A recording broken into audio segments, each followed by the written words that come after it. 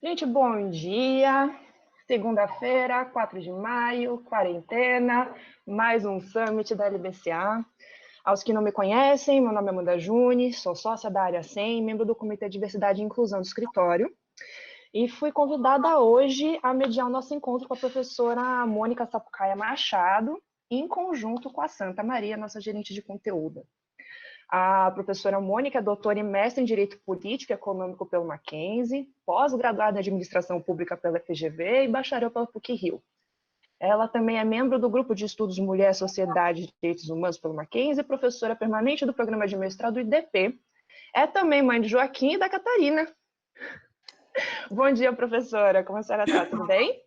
Bom dia, Amanda. Bom dia, Santa Maria. Muito obrigada. Queria agradecer a oportunidade. É sempre muito bom falar sobre esses assuntos nesse momento, então, importante a gente conseguir ir conversando entre nós. Com Muito certeza. obrigada. A gente que agradece a senhora ter reservado esse tempo para compartilhar conosco do seu trabalho e da sua visão sobre os desafios da igualdade de gênero no mercado jurídico brasileiro, que inclusive é um tema que compõe sua tese de mestrado, né? Doutorado. Minha tese de doutorado. Doutorado, exatamente, doutorado. Então, com certeza, a gente não poderia estar conversando com uma pessoa melhor a respeito.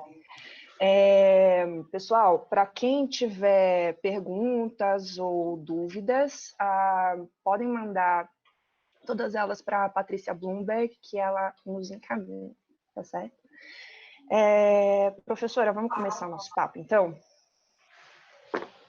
Segundo os dados recentes do AB, hoje as mulheres elas são maioria no mercado jurídico, né? São 10 estados em que nós mulheres somos maioria. Esse cenário, no entanto, ele é recente, né? Você pode comentar um pouquinho para a gente como isso aconteceu, como foi esse processo? Vamos lá. Primeiro, mais ou menos. As mulheres não são maioria apenas em 10 estados. As mulheres, apesar de parecer naquela conta da OAB que as mulheres são 6.000 advogadas a menos do que os homens, a gente precisa entender que as mulheres já há bastante tempo são as advogadas jovens. Então, as mulheres são 57% dos advogados até 40 anos e 63%, 64% dos advogados até 25. Né? E elas são 70% das estudantes de direito. Então, é importante a gente entender que as mulheres já são maioria no direito há algum tempo. Já são maioria do que? Maioria de quem entra no direito. Então, como que isso acontece? O que aconteceu? Esse não é um fenômeno exclusivo no Brasil, mas a feminização no direito no Brasil ela tem características muito, muito fortes, principalmente porque nós somos o país com o maior número de advogados per capita. Né? O Brasil é um país que tem 1.200.000 advogados ativos, né? Advogadas, se a gente for fazer ativos, e 2 milhões de bacharéis em direito. Eu sempre brinco que a gente pode pegar toda a população do Uruguai, tirar e colocar só de gente que fez direito. Né? Então, o Brasil tem a produção acadêmica no direito virou algo de massa no Brasil. E é um fenômeno muito interessante. E esse é um fenômeno que mistura muitas coisas. Né? Em relação às mulheres, é muito interessante a gente entender que o que aconteceu com as mulheres em relação à educação superior no Brasil. Não aconteceu só no Brasil, né? Mas o Brasil isso é uma forma muito grande.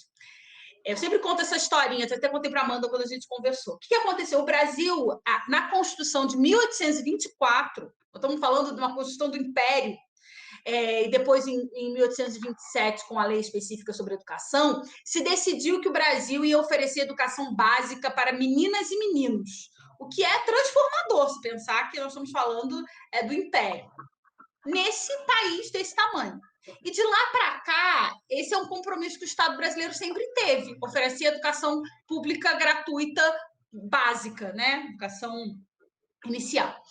Só que o Brasil tem 8.000 quilômetros quadrados de praia, né, de litoral. Então, é um país muito, muito grande. Quando se começa a pensar em educação pública, o modelo é o modelo inglês. E o modelo inglês era o modelo daquele professor autoridade, né? Aquele professor que tinha aquele negocinho que ele batia nos estudantes, aquela coisa inglesa, né? Esse era o modelo de escola pública, esse era o modelo de educação estatal. Isso era impossível no Brasil. Por quê? Porque era economicamente inviável.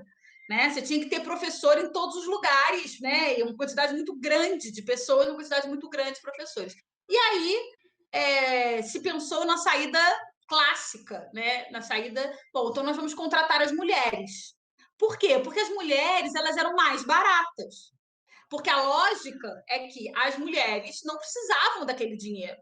Quem deveria financiar, sustentar suas casas eram seus pais, maridos, irmãos, os homens da família. Aquele dinheiro para elas era um dinheirinho, era uma ajuda, até porque educar era uma tarefa exclusiva das mulheres, né? Porque, principalmente educar crianças, né? Falando de criança. Porque era um trabalho que os homens não poderiam fazer. Tem lugares no Brasil que até o final dos anos 40 era proibido professor de primeira infância, professor do ensino básico, ser homem. Né? Era uma tarefa exclusiva, era uma tarefa que era feita por amor, era uma tarefa relacionada à maternidade. O que não é verdade. O que várias pesquisas mostram que as mulheres sustentavam as famílias com o dinheiro do ensino básico, né? De serem professoras do ensino básico.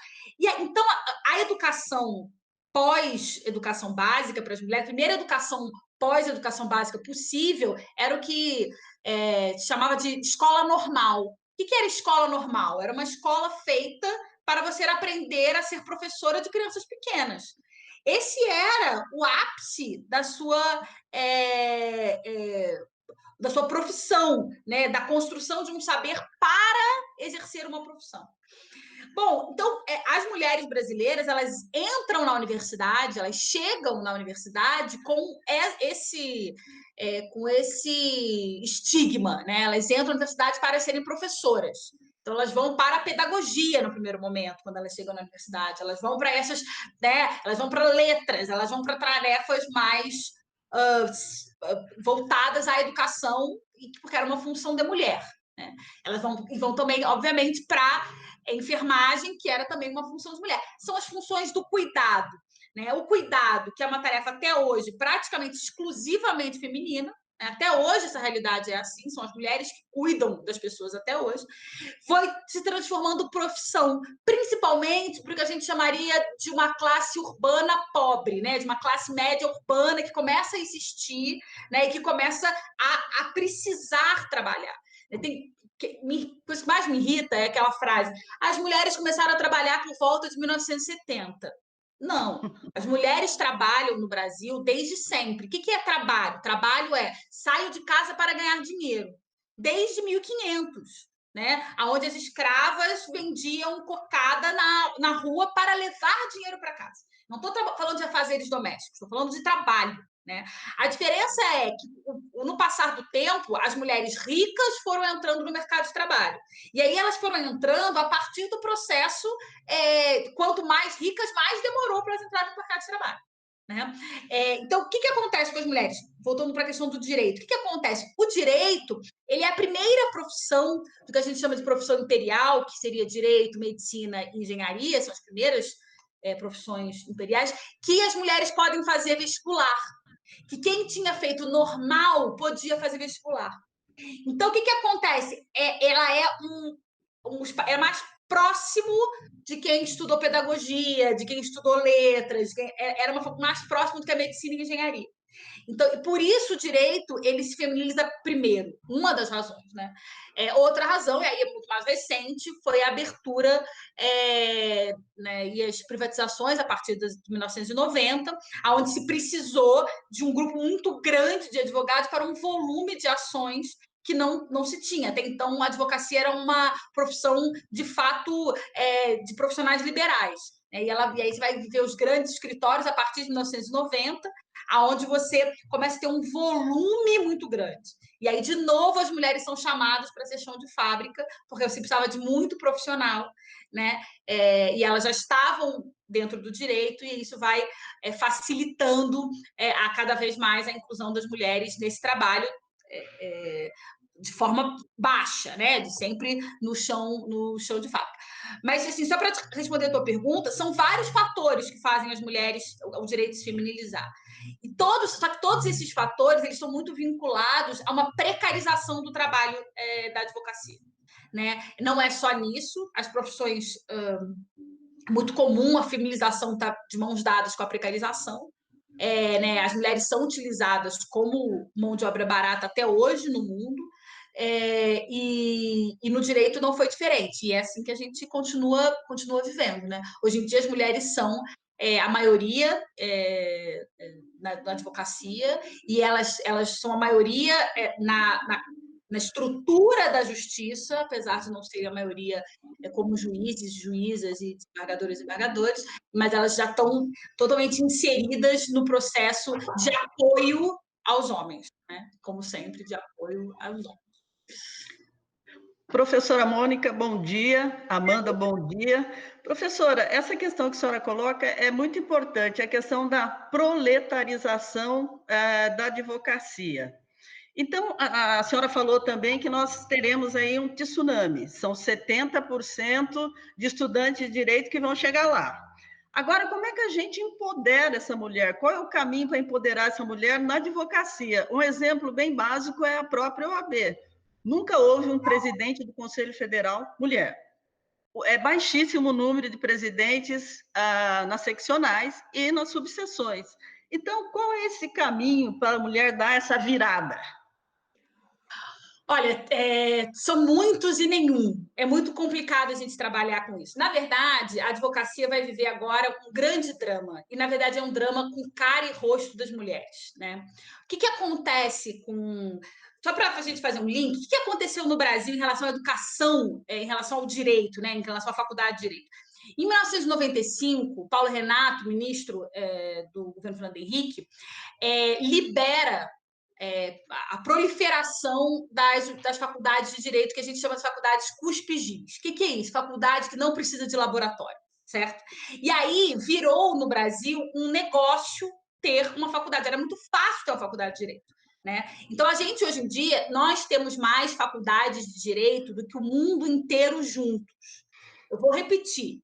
Todas as faculdades de direito do mundo, se você somar, elas são menor do que o número de faculdades de direito do Brasil. Obviamente, que por exemplo, nos Estados Unidos, você tem que fazer 4 anos de undergraduate e 3 anos de law school. Claro que eu estou somando esses dois juntos, porque você não consegue virar advogado se você fizer só 4 anos. Mas o Brasil, ele tem 1.700, 1.600 faculdades de direito. Isso significa que a massificação do ensino jurídico ele está muito relacionado à proletarização e à feminização. Né? Ela é um cruzamento, porque a faculdade de Direito ficou de fácil acesso, ela ficou barata em relação às outras faculdades, né? E ela ficou, ela é noturna, então ela possibilitou o pós-trabalho, ela se tornou esse universo. Só que agora a gente vai viver um grande problema, que é a entrada da inteligência artificial no judiciário. Na verdade, um trabalho mecânico, o trabalho de operadora que as mulheres têm feito nos últimos 15 anos, né, onde elas sentam e trocam o nome e colocam o nome da parte, entram com o processo e acompanham esse processo, sem nenhum trabalho intelectual nesse compromisso, esse trabalho, que é o programa onde todo mundo inicia, e aí esse todo mundo, 70% são mulheres, esse trabalho vai acabar. Você não vai precisar mais, né, desse estagiário, desse advogado ou advogada júnior que entra e faz um trabalho burocrático, um trabalho pouco inventivo, onde se trabalha poucas questões de direito, de justiça, de sistema e muito questões protocolares, né, e básicas. Cada vez mais a inteligência artificial vai acabar com esse universo, principalmente num país como o Brasil, que tem 100 milhões de ações. Quando a gente vê isso, 100 significa que cada 2 pessoinhas tem uma ação no judiciário. Quando a gente fala isso fora do Brasil, as pessoas falam, não é possível. Não, sim, né?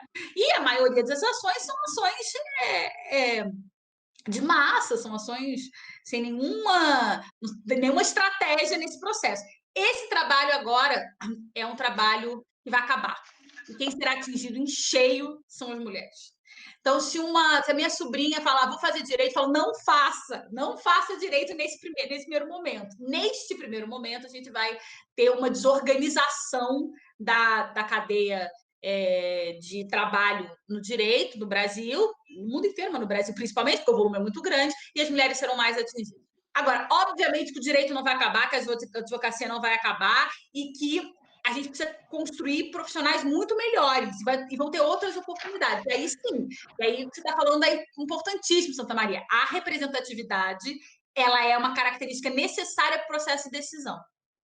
E aí, as mulheres precisam entender que, por exemplo, em relação ao OAB, elas precisam entender uma coisa muito importante. Quem paga a OAB são as mulheres, quem sustenta a OAB são as mulheres. E elas estão fora do processo decisório. Então, elas precisam se colocar no processo decisório. Né? Eu me lembro que eles me chamaram para escrever no livro do ano de homenagem às mulheres, o ano da mulher advogada, uma coisa assim, era um livro e eles me chamaram para escrever nesse livro. E eu me lembro que nesse ano também tinha eleição para o Conselho Federal, onde tinha uma chapa com 5 homens. Com 5! Eles não colocaram uma mulher para contar a história.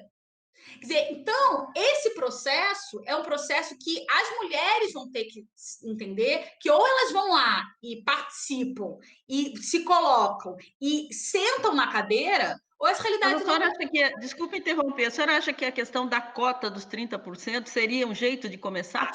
Eu estou super a favor de cota, em todos os sentidos, tá? Por quê? Primeiro porque precisa entender que cota é um processo perene, ele não é um processo eterno.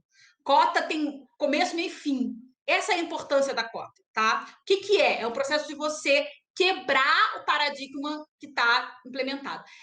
É o seguinte, eu estou aqui sentada na minha cadeira de professora.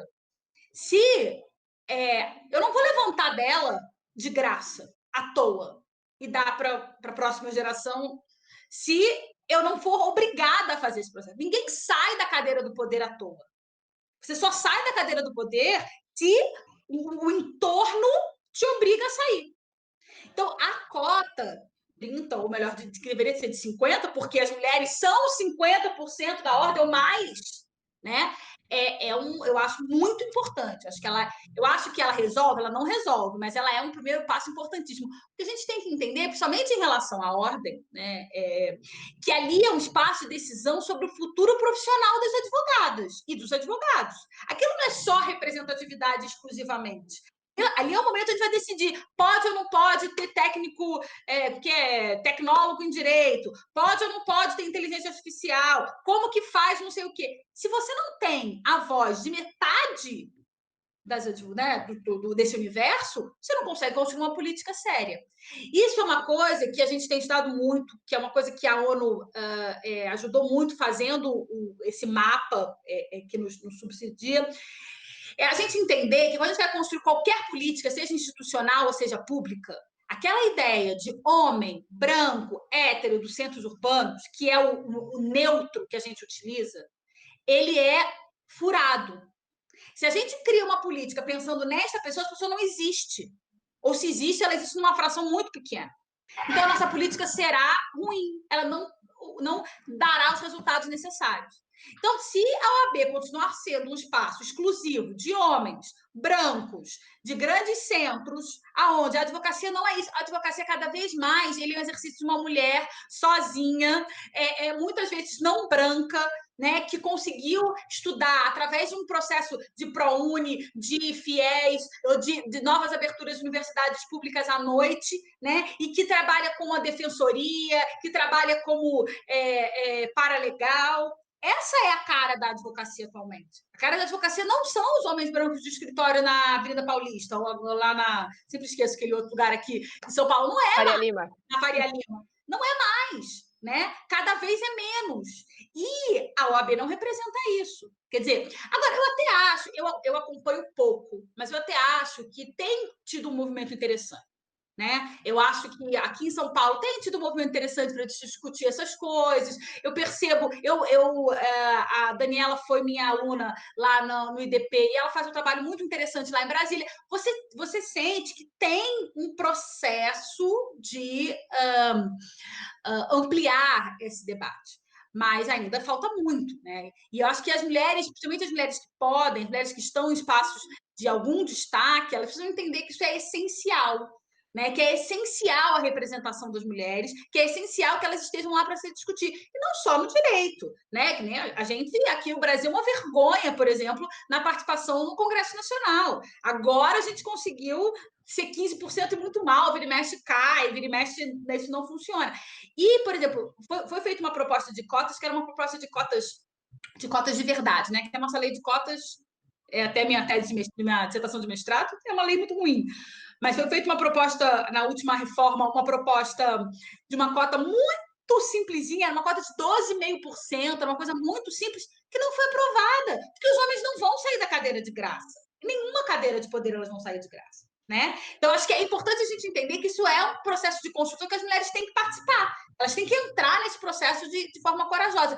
E esse processo não é um processo exclusivamente para as mulheres serem mais poderosas. O Banco Mundial há 20 anos diz isso.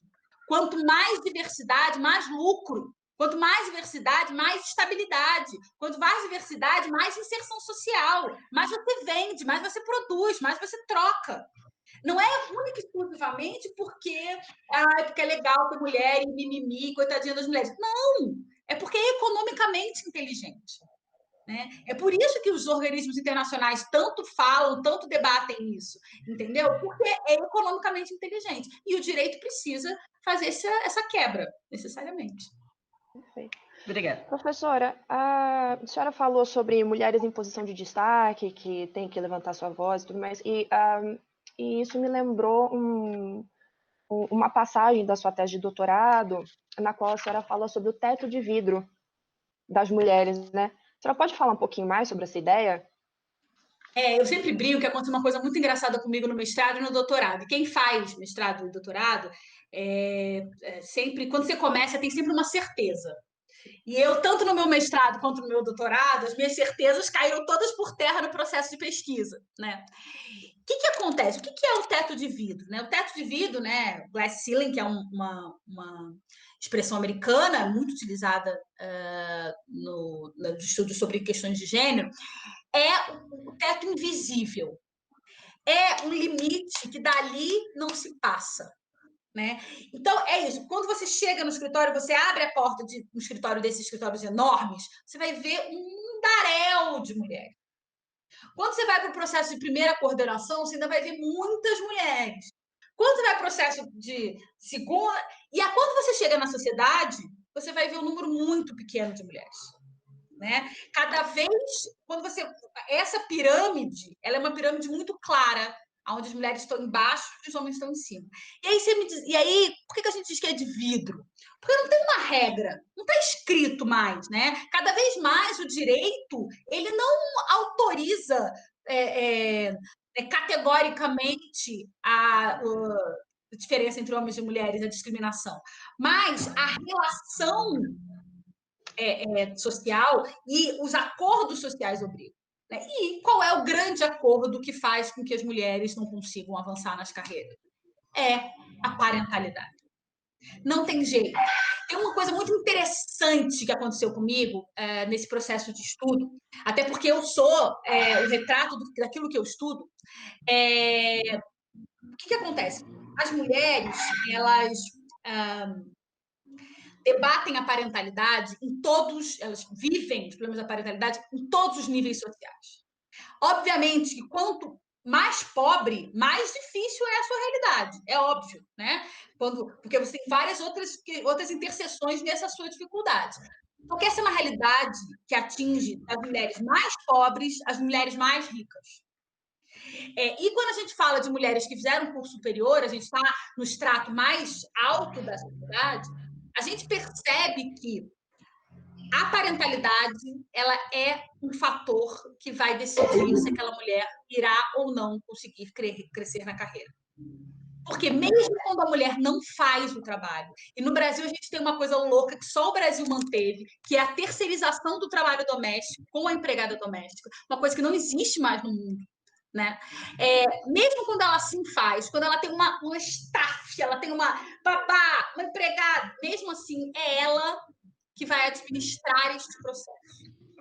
Então, as mulheres, elas até conseguem nunca lavar uma louça. Então, eu consigo. Eu tenho uma situação econômica que eu nunca vou lavar uma louça. Mas sou eu que vou administrar se a minha empregada está doente ou não. Sou eu que vou administrar quem vai levar o filho no médico. Eu que vou construir essa matemática. Isso faz com que eu esteja fora dos espaços de debate e dos espaços de poder. Né? O homem, quando ele sai de casa, ele fecha a porta e sai de casa. Ele pode ser ótimo quando ele chega, ele pode ser aquele pai que acorda de madrugada, sai de casa. E as mulheres, elas saem de casa e elas, mesmo quando elas não fazem, eu estou falando das mais privilegiadas, aquelas que não fazem, elas administram. Então, o teto de vidro, por exemplo, na advocacia, principalmente na advocacia empresarial, na advocacia de fluxo, né, dos grandes escritórios, o que acontece é que a mulher chega naquele momento onde ela quer ter filho, onde ela está num processo tá num casamento, está numa relação estável, quer ter filhos. Essa imposição vai fazer com que ela gaste menos tempo investindo na carreira dela e gaste mais tempo administrando essa vida. E esse é um limite que os homens não têm. Então, ninguém manda as mulheres embora. Pelo contrário, normalmente os sócios não acredito, a fulana desistiu, ela está saindo daqui e vai trabalhar numa empresa. Por quê? Porque ela quer sair 6 horas da tarde, porque ela tem que substituir a babá, porque ela tem que... Né? Então, esse é um debate que a gente não quer fazer.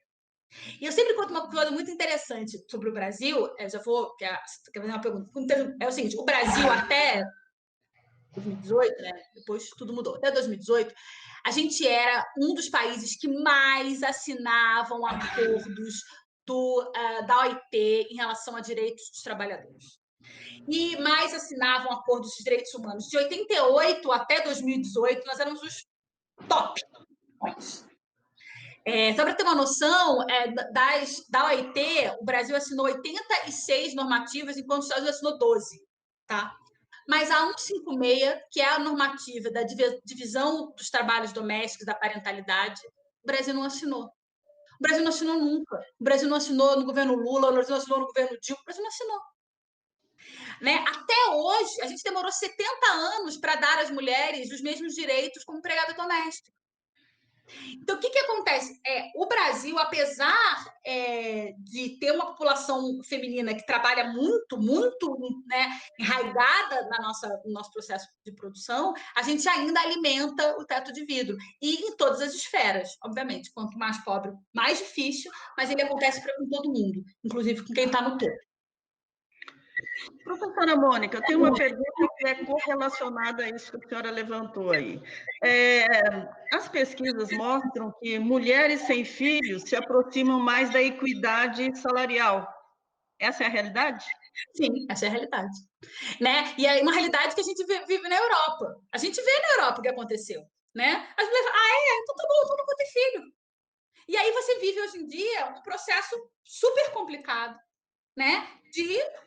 Porque filho e filha não é uma tarefa das mulheres. Ela é uma tarefa da sociedade. Uma sociedade sem jovens não mantém os velhos.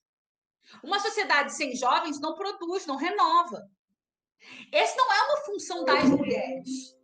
Né? Essa é uma função da sociedade. Ou a sociedade quer, ou ela não quer se renovar. E as mulheres, quanto mais empoderadas no sentido, principalmente no sentido acadêmico, quanto mais educação as mulheres têm, quanto mais condição de entender o mundo, mais elas dizem o seguinte: olha, se vocês não vão me dar condição de me desenvolver economicamente e socialmente, nos mesmos patamares que os homens, eu não vou ter filho. Né? E uma coisa interessante a gente entender é que o Brasil está em patamar perto de alguns países europeus. A gente, hoje em dia, não cumpre a nossa taxa de natalidade mínima. A taxa de natalidade mínima é de 2,1 filho por mulher. No Brasil está em 1,7, 1,8. Né? Se as mulheres estão nos ouvindo, se perguntem quantas de vocês têm 2 filhos. Eu até tenho 2 filhos, mas a maioria das pessoas não tem nem 2 filhos. Por quê? Porque é impossível. É uma estrutura estrutura, o Estado não garante educação e saúde e segurança suficiente, né? Isso é um problema dos países em desenvolvimento, mas mais do que isso, você não tem uma divisão. Por exemplo, eu discuto muito isso, as pessoas ficam com raiva de mim. Porque o que acontece? A questão da licença maternidade. A gente precisa acabar com a licença maternidade, você precisa ter uma licença parentalidade. Né? Então, a criança precisa ter contato com o pai e com a mãe. Aí, hoje em dia, você tem... As mulheres têm 120 dias, os homens têm 5. É quando você tem uma grande situação, as mulheres têm 6 meses, os homens têm 20. Quer dizer, é uma lógica do que você não tem compromisso. Eu falo, você não tem compromisso. Você chega para o homem e fala, você não tem, você vai em volta para trabalhar. O teu trabalho é trabalhar. E a gente tem que tomar muito cuidado, porque os homens não são inimigos. Né? Os homens não são inimigos nesse processo. Eles são tão maquinário quanto as mulheres. Só que eles estão no espaço de privilégio. Eles não vão sair desse espaço de graça. Mas os homens também querem ter relação com seus filhos e filhas. Eles também querem viver esse espaço. Mas não é permitido, mas não é incentivado, não é garantido. E muitos países que conseguiram melhorar a equidade de gênero está relacionado no processo de maternidade, no processo de paternidade, você construir uma parentalidade. Você construir um mecanismo onde homens e mulheres participam. Isso o direito poderia participar muito e ele não participa. Isso o direito poderia ter uma legislação em relação a isso. Né? É o seguinte, para ser promovido no serviço público, só se garantiu que você for a tantas reuniões de escola. Né? Então, por exemplo, uma coisa que a gente faz uma coisa que eu faço muita consultoria de uma coisa chamada compliance de gênero, que é uma obrigação principalmente para quem vende para a União Europeia, de garantir compliance de gênero nas suas empresas, nos seus escritórios, senão você não consegue, você faz parte dos critérios. E aí uma coisa que mais me revolta é quando a gente vai montar, às vezes a gente vai montar uma estrutura para a pessoa poder fazer um compliance de gênero. Não, vamos fazer uma creche aqui só para as mães mulheres. Só para as mães, para as mulheres. Não! Essa creche tem que ser para as mulheres e para os homens. Porque a gente tem que incentivar o homem a pegar a criança, vir com ele no transporte público ou no carro, deixar na creche. Ele também precisa desse espaço. Esses espaços não são para as mulheres, esses espaços são para as crianças e para a parentalidade, para aquelas pessoas que cuidam daquelas crianças. Né? Então, a gente precisa também avançar, e aí o direito tem muita participação. As advogadas conseguiram licença maternidade agora. E as mulheres são uma presença significativa na advocacia desde o final dos anos 90. Então, a gente está aí há quase 30 anos para conseguir uma coisa óbvia, licença maternidade, para conseguir o quê? Conseguir que se suspenda o prazo da advogada. Né? Quem que vai querer contratar uma advogada que pode estar grávida e vai perder o seu prazo porque ela está grávida? Ou porque ela... Né? Então, é muito doido a gente pensar que a gente ainda está discutindo esse tipo de coisa. Né? Agora, por outro lado, a gente tem que também entender que tem muito pouco tempo. Né? A gente avançou em algumas coisas de forma bem considerável e a gente precisa avançar muito mais. Né? Mas tem muito pouco tempo que a gente entende que as coisas têm que mudar. Né? Isso é uma coisa que a gente precisa também reconhecer. Obrigada.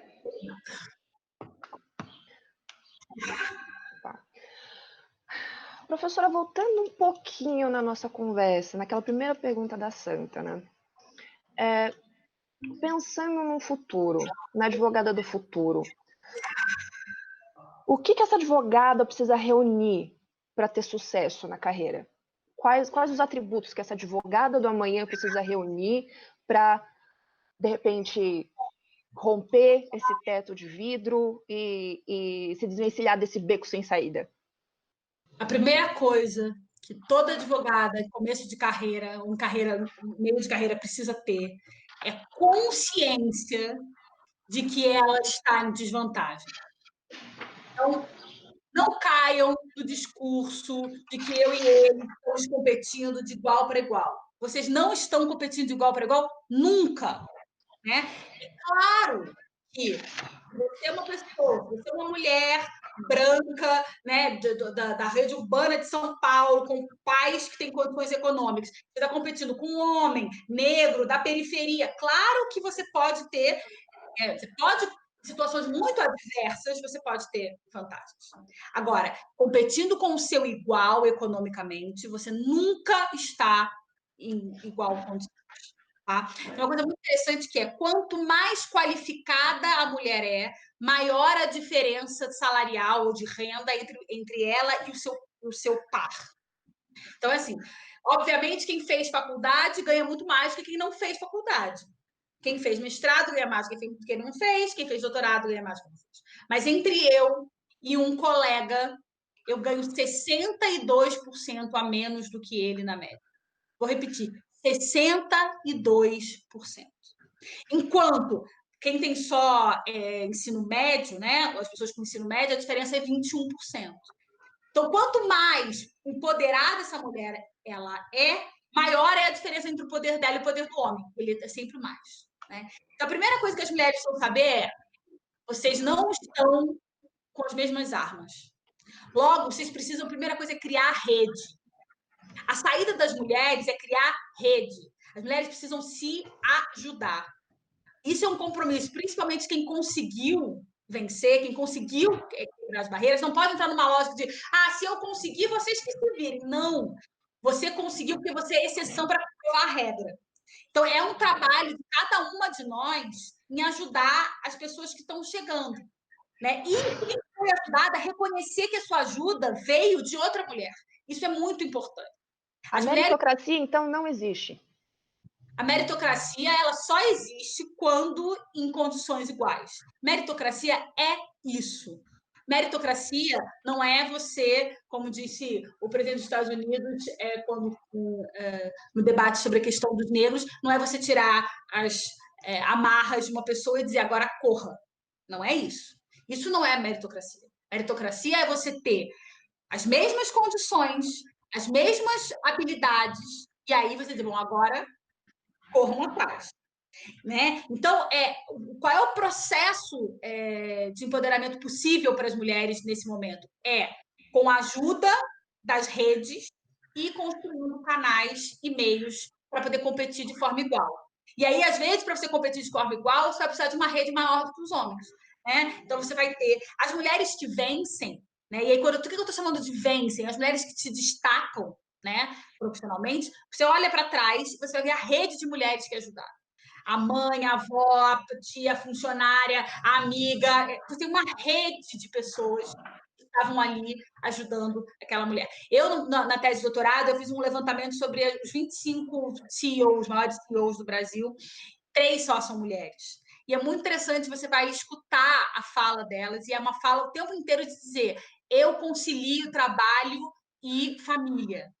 Elas o tempo inteiro falam isso, coisa que os homens não falam, não passa pela cabeça deles fazer esse comentário numa entrevista. E as mulheres estão o tempo inteiro dizendo: não, eu concilio, eu só estou aqui porque a minha mãe me ajudou, eu só estou aqui porque eu dividi não sei o quê, eu só estou aqui porque o meu marido ficou. Então, na verdade, essa é algo que as mulheres estão o tempo inteiro tendo que provar. E é um exercício muito cansativo. Né? É um exercício que faz com que muitas de nós fiquemos para trás, né? Desistamos desse exercício. E faz com que a gente seja mais pobre. As mulheres, elas são a base da pirâmide econômica no mundo inteiro, não só no Brasil. E no Brasil de forma muito acentuada. Nós somos mais pobres do que os homens. A gente menos empoderada do que eles, logo nós somos mais vulneráveis aos problemas, como está acontecendo agora com o Covid. Professora Mônica, ainda nessa sua linha da formação da rede de apoio, eu tenho percebido também que a nova geração, ela reavivou o feminismo. Existe uma rede feminista de apoio, e é uma rede feminista que se encarrega muito de apontar onde há discriminação, a criar espaços de fala. Então, aquela história, a demora em promover uma mulher em relação ao seu colega de trabalho é uma discriminação. Como é que a senhora vê também essa outra rede? Olha, eu acho que eu não gosto muito dessa parte de que o feminismo se ressurgiu. Por quê? Primeiro porque a gente precisa entender que o feminismo ela é um movimento social e uma teoria acadêmica. Tá? Né? Então, o feminismo é um pensamento que debate a igualdade entre homens e mulheres. Feminismo não é não tem paralelo com o machismo, são coisas completamente diferentes, tá? O feminismo, ele é um processo de construção teórica solidificado, que veio também da universidade e, ao mesmo tempo, um movimento social. O que acontece agora, nesse momento? É um renascimento desse movimento social, dessa fala sobre determinados assuntos, mas é graças às feministas acadêmicas e sociais de outrora que hoje em dia a gente pode fazer esse debate. Então, o que me parece? Me parece que a gente começa a publicizar, e tem muito a ver com as redes sociais, tem muito a ver com uma nova forma de comunicação, a gente começa a publicizar mais essas diferenças. E, obviamente, ser taxada, ser violentada, né? Nesse embate entre os poderes. Tem uma coisa que é muito interessante a gente entender, que no mundo, desde 1989, mais mulheres entram na faculdade do que os homens.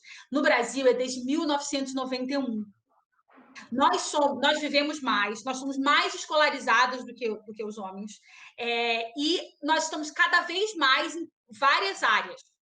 Então, isso também é algo que assusta nessa relação, né? Os homens sempre estiveram nesse espaço de poder. Não? Então, quando as mulheres chegam nesses espaços, esse processo é um processo difícil, é um processo de enfrentamento, né? Mas eu acho que, hoje em dia, as jovens, graças ao que a gente teve acesso na universidade, principalmente graças à educação superior, a gente entende um pouco mais essa diferença. A gente entende que não é mimimi, a gente entende cada vez mais que as relações de gênero atingem a todos, não atingem só. Isso é uma coisa muito interessante. Vira e mexe me perguntam isso. Você acha que fulana, que é filiada a partidos de extrema-direita, ou que é filiada a posicionamentos, né, que poderiam ser considerados antifeministas, você acha que ela sofre machismo? Sim. Todas as mulheres que, quando em choque com o poder, sofrem machismo. A diferença é, se você, sabendo disso, porque né, você toma uma atitude de não realimentar esse tipo de prática, ou se você acha que, se você for muito legal com os homens, você vai entrar para o clubinho. Você não vai entrar para o clubinho. Não adianta, você pode ser ministro do STF, você pode ser presidente da República, você não vai entrar para o clubinho. Não adianta. Então, a melhor coisa que você faz é tentar montar o seu clubinho nesse primeiro momento. É montar a sua rede de apoio com as mulheres e com os homens que entendem essa diferença. Porque muitos homens, hoje em dia, já leram o suficiente, entenderam o suficiente que não é interessante. Esse choque não produz coisas boas para ninguém, nem para os homens, nem para as mulheres, e muito menos para a sociedade como um todo. Então, acho que a coisa mais importante para todas as mulheres é entender que não adianta, você pode se comportar, você pode beber com os caras no final de semana, você pode ser gente boa, você passa, você não será um deles. Na hora que eles tiverem que escolher entre você e um homem, eles escolherão um homem. É natural, no sentido de, não natural biológico, mas é da estrutura social formada. Então, só com as suas próprias redes é que você vai conseguir enfrentar, num primeiro momento, obviamente que no futuro ideal é que isso não exista mais, mas no primeiro momento, esse choque.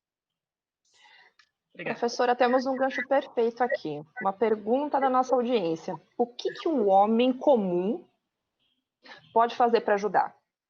Primeira coisa é entender isso. Eu acho que, primeiro, eu adoro aquela frase do Milton Santos que diz assim, nenhum branco nenhum branco vivo hoje é responsável pela escravidão. Mas todo branco vivo hoje vive as benesses da escravidão. Então, assim, nenhum homem vivo hoje é responsável pelo machismo. Mas todo homem vive as benesses do machismo. Né? A benesse do patriarcado, as benesses dessa estrutura de submissão das mulheres. A primeira coisa para os homens, se eu posso pedir uma coisa para os homens que estão assistindo, é entendam essa realidade.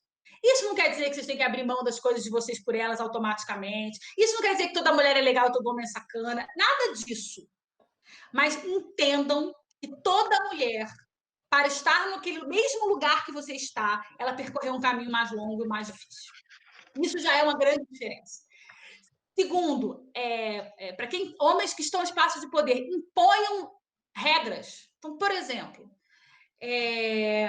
aos sócios, né, imponham que você tem uma sociedade tenha uma certa igualdade, que tenha um número razoável de mulheres e de homens, e não que você tenha, sei lá, tenho 40 sócios em 38 homens e 2 mulheres. Então, a primeira coisa dê às mulheres a oportunidade delas estarem no espaço de poder.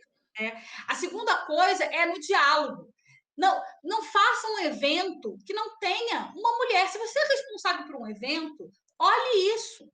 Né? Olhe isso. Você não pode fazer um evento sobre qualquer assunto que você não tenha uma mulher. Porque elas existem, elas estão em todos os lugares, elas falam sobre todos os assuntos. Convide-as, inclua, tenha esse olhar. Essa é a maior ajuda que os homens podem dar. É perceber essa desigualdade e, quando eles estiverem em um espaço de poder e decisão, levem isso em conta. Tragam as mulheres capazes, qualificadas para exercer funções também de poder. E deem às mulheres o que a gente chama da caneta. É muito engraçado, às vezes você chega numa empresa e olha, eu tenho 5 diretores, 2 mulheres, 3 homens. Fala, bom, tá bom, né? Tenho 5 diretores. Normalmente essa mulher ela é jurídico e RH. Por quê? Porque são funções que você não caneta o investimento. Você não diz aonde que a fábrica vai fazer. Você não diz quanto você vai gastar naquele investimento. Né? Então, as mulheres, mesmo quando elas estão em espaços de poder, elas não estão no espaço efetivo de poder. Né? A tal da sócia B, né, que é muito comum nos escritórios. Fulano é sócia B. É sócia, não é sócia. Ela não chega aqui, ó, é assim, é do meu jeito, vai ser como eu quero. Então, acho que essa é a coisa melhor que os homens podem fazer para as mulheres, é reconhecerem isso. E não é só para as mulheres. Não é só para as mulheres. Esse embate é economicamente muito ruim. Produz-se menos. As mulheres, tem várias estatísticas que mostram que as mulheres, quanto mais apoio elas têm, por exemplo, dos empregadores, mais elas produzem. Mais elas ganham dos homens na produção, até porque elas precisam compensar essa benesse. Né? Então, é inteligente você trazer as mulheres para o poder. É inteligente. Não é só simplesmente correto. Professora Mônica, aproveitando essa dica, a questão do compliance. Compliance seria essa ferramenta que poderia ser usada na busca da igualdade de gênero? Sim. Né? Hoje em dia, a União Europeia tem isso muito claro. Né? Compliance não é só uma questão de corrupção, compliance não é só uma questão econômica, compliance é uma questão de construir uma empresa que esteja comprometida com valores universais, com valores da sociedade ocidental contemporânea, né? Que são os valores das Nações Unidas, dos direitos humanos. Então, o que é o compliance de gênero? Compliance de gênero é você construir uma estrutura e um conjunto de regras e um conjunto de acompanhamento dessas regras que possibilitem que as mulheres cresçam. Isso não é exclusivamente dar às mulheres poder só. É muito mais do que isso. É você construir um ambiente que entenda essa lógica, logo faça mecanismos para garantir que mulheres e homens, e não só isso, porque na verdade não é uma questão só de mulheres e homens, porque as mulheres não são só mulheres, homens não são só homens. As questões raciais, as questões regionais, as questões de identidade sexual, todos esses debates, eles são debates que precisam ser incorporados no olhar.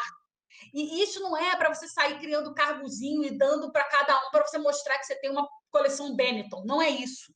É muito mais... É uma estrutura inteligente e economicamente muito mais viável, porque ela produz melhor qualidade, ela é mais plural, né? Ela te dá respostas mais verdadeiras sobre a realidade. Um grupo de homens brancos, ocidentais, de regiões urbanas, o que eles vão entender é muito parecido entre eles. E eles estão olhando o mundo por um olhar só. Quem consegue olhar por outros canais vai ter muito mais chance, principalmente agora, depois desse baque que o mundo está tomando. Né? Um baque para todo mundo, né? Um baque específico para nós, mas as mulheres, obviamente, sofrem mais. E um exemplo evidente e atual, né, de como a atuação de uma mulher pode ser excelente e, enfim, se destacar, são as lideranças femininas dos países na luta contra a pandemia. Né? É muito interessante. Por que essas mulheres elas se destacaram tanto? Por 2 razões. Primeiro, que as mulheres que chegam no poder, elas são extremamente preparadas, muito mais preparadas do que os homens, né?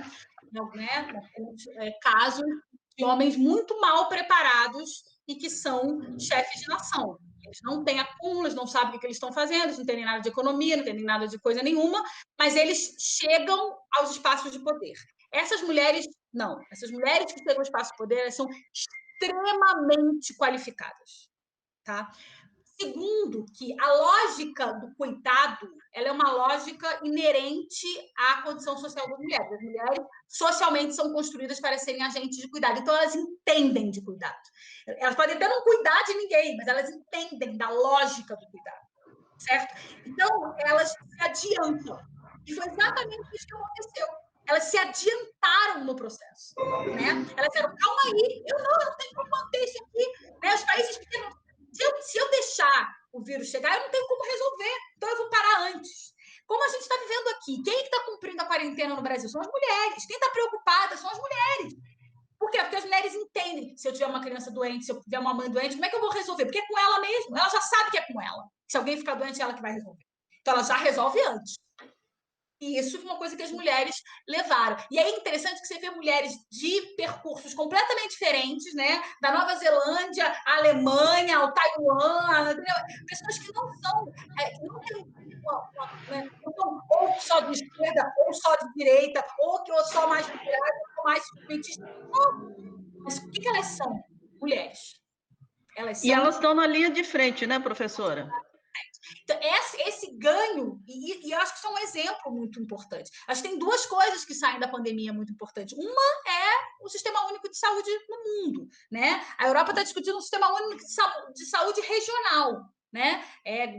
Né? Se tem algum vitorioso nesse processo no mundo, são os sistemas únicos de saúde, né? E a segunda coisa são as mulheres, a participação das mulheres é fundamental para se manter uma sociedade funcionando, porque o cuidado ele é fundamental para se ter uma sociedade. O dinheiro sozinho ele não resolve todos os problemas. Você precisa de cuidado.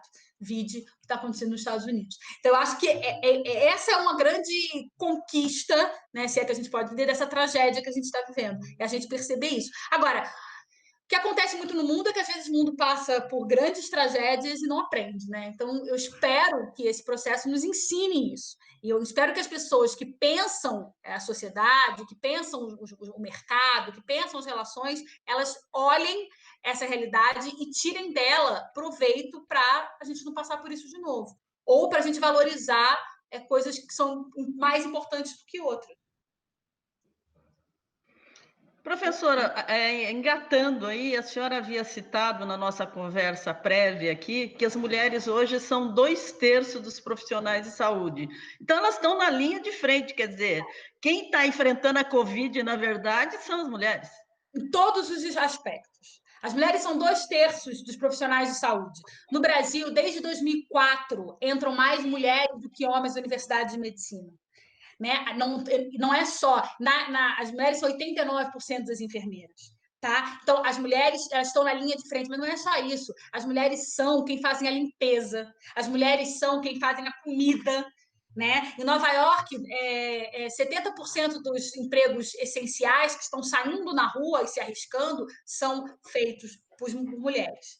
Essa é uma luta que está sendo degladiada entre o vírus e as mulheres. São elas que estão no campo de batalha. Né? Aquela ideia de que as mulheres não vão para a guerra, caiu por terra. Quem está indo para a guerra agora são as mulheres. São elas que estão indo para a guerra, são elas que são os soldados, né? Porque são elas que são as enfermeiras, as técnicas de enfermagem, as moças da limpeza, as moças da cozinha, né? Elas que estão na frente desse enfrentamento. E a gente precisa olhar isso, entender que essa é uma realidade que precisa ser mudada.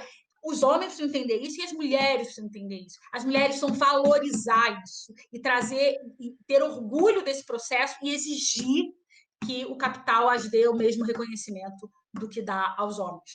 Porque o capital não é uma pessoa, o capital não é uma entidade, o capital é feito de pessoas que são donas dele. E os donos do dinheiro são os homens.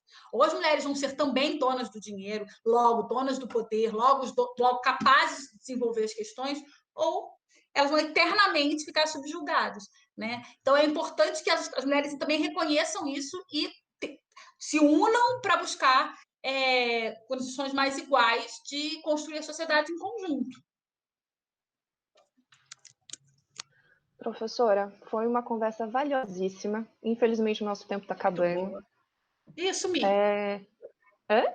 Não, nada, sumi. Uma conversa valiosíssima. Muito obrigada pelo seu tempo. Muito obrigada por ter aceitado participar dessa viagem no tempo com a gente. Foi muito, muito, muito bacana. Tenho certeza que todo mundo que está assistindo gostou bastante. É um sentimento, né? É um sentimento e essa conversa com certeza ajudou a aclarar e a clarear com todos esses dados científicos, com a sua visão científica sobre o assunto. Vamos encerrando por aqui. Fernanda, muito obrigada por ter nos assessorado nessa conversa. Santa, obrigada por ter participado comigo. Obrigada a todo mundo que assistiu. E é isso. Bom dia para todo mundo. Foi um prazer, muito obrigada, e eu espero que a gente possa continuar debatendo esses assuntos, porque é assim que a gente vai construindo novos caminhos. Obrigada. Obrigada, professora. Obrigada, Amanda. Obrigada a todos.